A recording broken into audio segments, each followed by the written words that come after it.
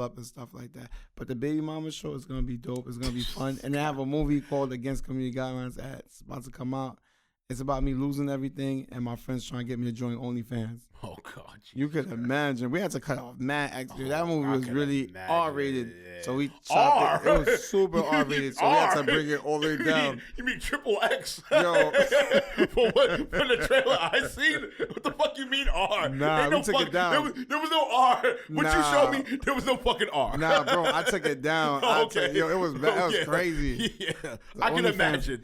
And people, I don't know the stigma of OnlyFans. As soon as you say that, they think you're doing porn. So when people say, "What do you do?" I say, "I do OnlyFans." They're like, "Whoa, I don't do OnlyFans," but it's just funny hearing the reaction though. Like, I'm not watching OnlyFans and stuff like that.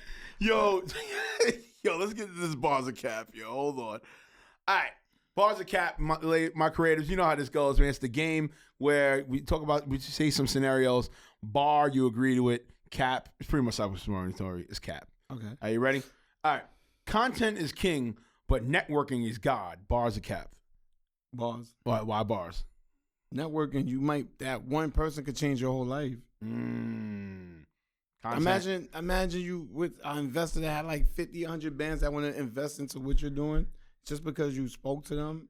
Or this guy that could give you a record deal, or you don't know who you might meet. That's why Content Day is so big, because I have all these people there, and it's your job to go and talk to them. So right. I was like, y'all staying here looking cute. Go talk to these people. I put them all in the room for a reason. Network with them so they can, so you guys could, connect.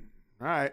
Every influencer is trying to act, but not every actor can influence. Bars of Cap. Ooh, production. Shout out to the production on Remo Maragman. Why bars? Because not everybody could go on the camera and talk and like the stuff the Kardashians was doing. Like, let's really think about this. These guys are not professional actors or actresses, but they did a good job of having people's attention on them for such a long time where they could make billions of dollars. 13, not everybody could go on camera and keep people's attention focused on them for that long, even if you're an actor, because people get bored quickly and be like, all right, I'm off this. But for you to sit there and have somebody watch you constantly like that, you got to be good. Horror movies are the easiest to make. Just throw in a jump scare. Bars of Cap. That's Cap. That's why Cap. That's because, bros, you got the music, you need blood, so much stuff that you need to make a horror movie. It's not that easy. Okay. If you don't show up to Content Day, you're missing the wave. Bars of Cap. That's a bar. That's a bar. That's a stupid bar. Because you don't know who you're going to meet there. And I make sure I invite a bunch of people that want to meet influencers, that want to invest in musicians. I have music execs from different places that come.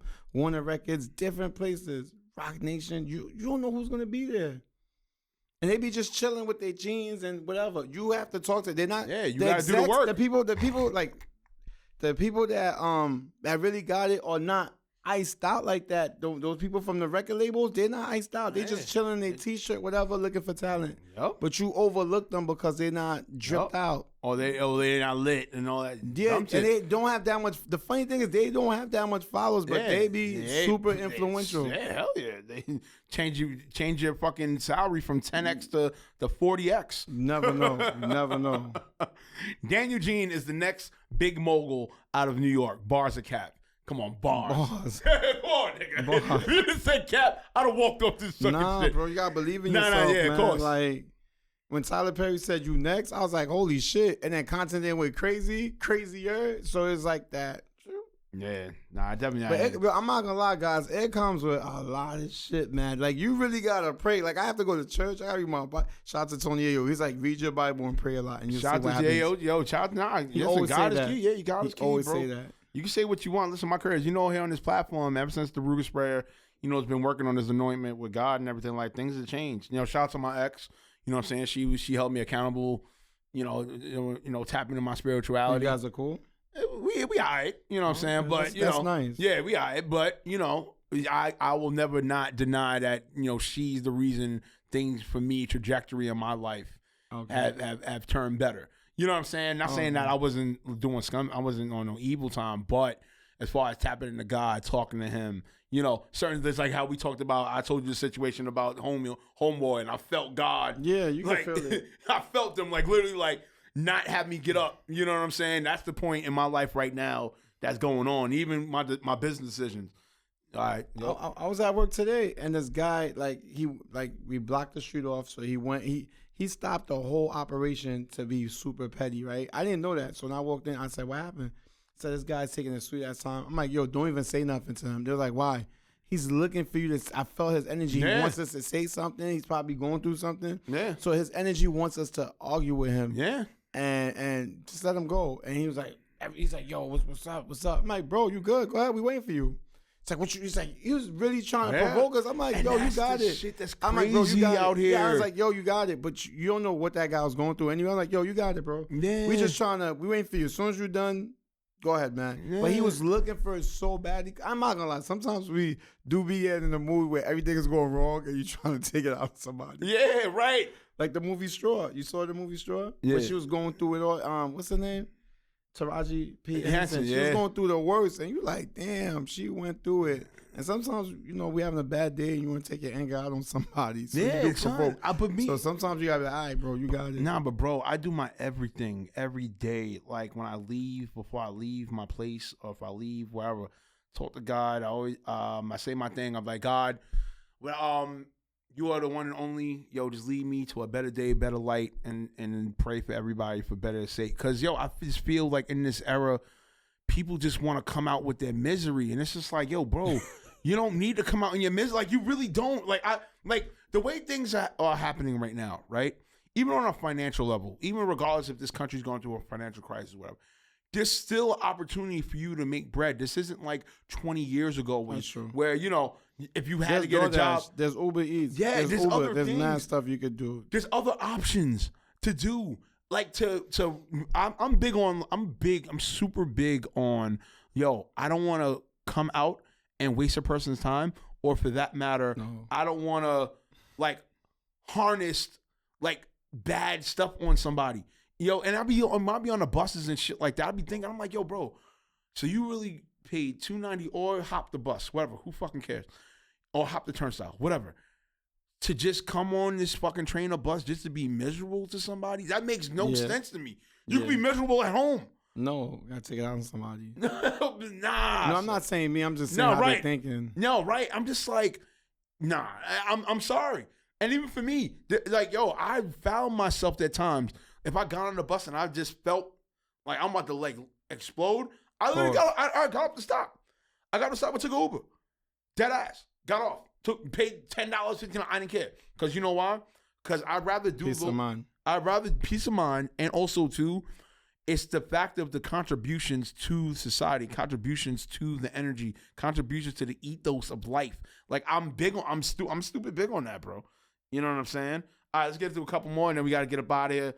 All right, behind every viral moment is 10 hours of planning. Bars are capped. That's a bar. Bars. All right, let's speak on that. So some videos, it could be one shot, and some videos take hours to do. Like when I did that funeral video and I threw them out the hearse, we had to look at location. We had to keep driving around, trying to find the right people, trying to find the right crowd. And then we finally did it. I saw the white lady, her Starbucks cup dropped. And I was like, oh, shit, this is bad. After I threw the guy out the hearse, then the helicopters, everybody was there. In the school bus video, we had to drive, look for location.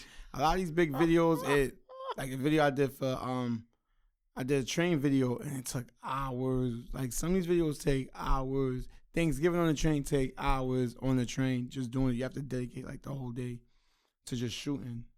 It's not easy. Yeah, doing the big videos. The ones that I know that's gonna go viral is not that easy. I work with you. Yo, you got direct people. Can we talk about all right? So my creatives. So the one viral video I did with him was when Prince Z was getting chased by the cops. Right? There was so many fucking mistakes in that shit. Yo, the fact that shit went viral, I was like, yo, hold the fuck up. And I was like, there was mad mistakes in that shit. Because remember, at that time you had the iPhone X, I had the iPhone 7, the 7 Plus, right? So the quality was kind of different, right? That was one mistake. The part where Prince Z, when they pulled him out the cat, you hear him go, yo, you gotta pull me. Really? Yeah, yo, this is my producer eye talking, right? Then even on this part where we're stomping him on the ground, I think you hear one of the girl go, all right, when do we got to stop stomping him? There was so many fucking mistakes in that shit, bro. I was like, yo, there was so many mistakes in that shit, and shit went viral, and I was like, oh shit, oh okay. Yo, there's a video I did with DK. I was in Newark. Like, this guy wanted me to go pick up his Ferrari for him, right? So I went. He said, make my Ferrari go viral. Like, all right, say less. So we go to Newark, the hood. We went to the grittiest part of Newark, in the bus stop. I started fighting this guy. I was throwing him through the gates, everything. The cops came. Yo, when the guy with the Ferrari, I brought him back his car, he was screaming. He's like, what the fuck are you doing?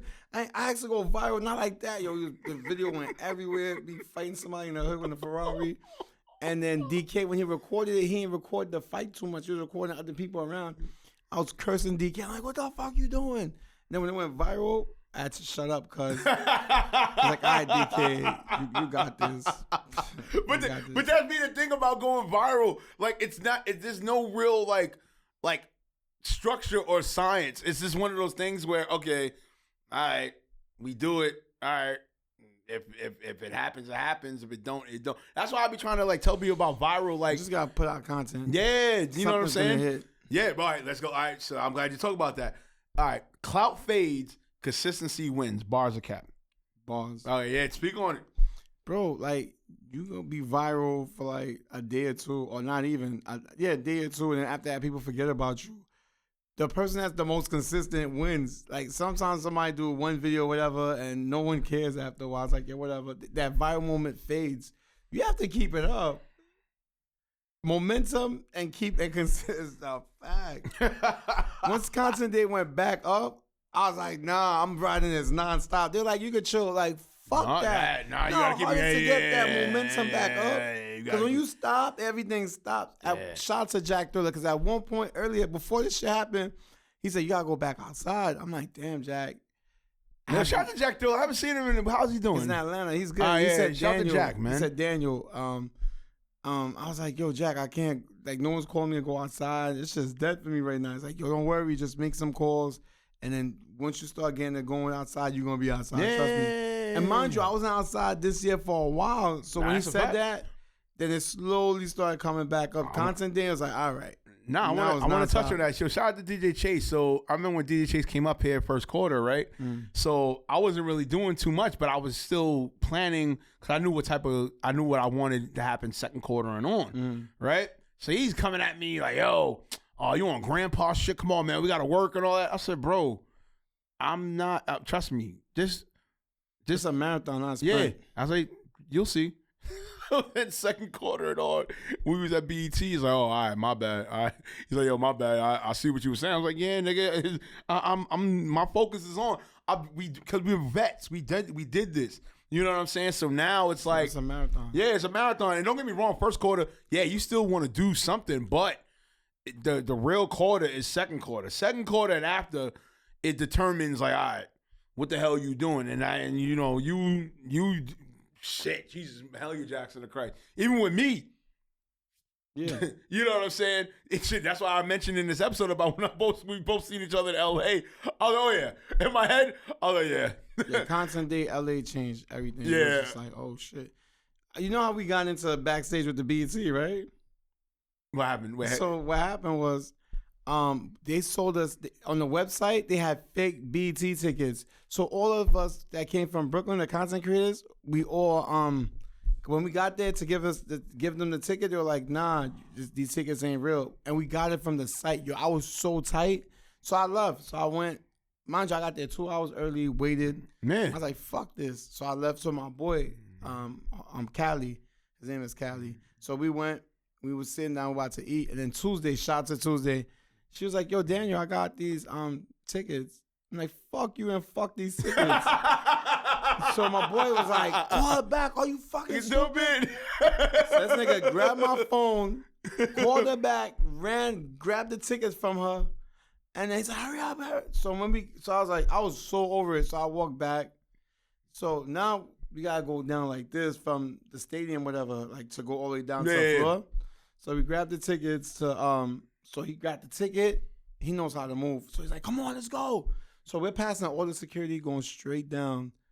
We're backstage while the show's going on. I'm like, yo, oh, shit. So I'm like, what the fuck is going on here? Bomba cut! Yo, I swear, to God, I'm saying like, so I see Ludacris, I see Jamie, I see everybody on the stage. We on the backstage. So I forgot that, people do know me too. So it kind of looked like, okay, this guy do belong here, whatever. But it's the way it happened. So we went all the way backstage. So now we chilling backstage. Now we moving around. So they can't say nothing because me and Buster are cool. Me and a bunch of celebrities. Yeah, right. We know each other.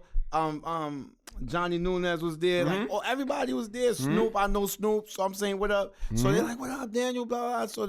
So they couldn't, people were confused. Like, okay, it's got to be somebody big. So, yo, I don't know what my boy did, but that was super big that we went backstage with everybody with the awards. And then we saw Stevie Wonder. We seen everybody. And then I saw Tyler. He's like, yo, you next, kid. I was like,